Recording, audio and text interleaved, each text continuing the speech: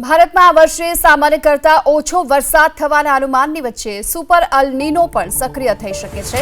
અમેરિકી હવામાન agency national oceanic and atmospheric administration મુજબ સુપર અલ નીનો ચાલુ મહિને અથવા તો જુલાઈ દરમિયાન દસ્તક આપી શકે છે।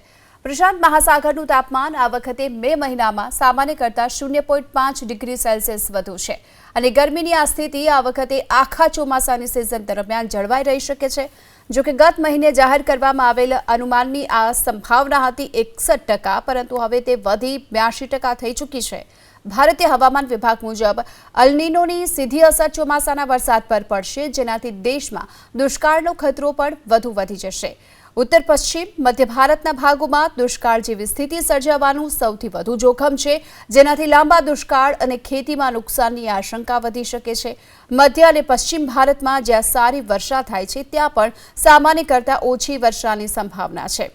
અલ નીનો એક જળવાયુની ઘટના છે કે જે પેસિફિક મહાસાગરમાં પાણી ગરમ થાય છે ત્યારે થાય છે અને તેના કારણે જ ચોમાસાના પવનો દિશા પોતાની બદલી નાખે છે અને પરિણામે ભારત અને દક્ષિણ પૂર્વ એશિયામાં વરસાદ ઓછો થશે અને ભારે ગરમી પડશે।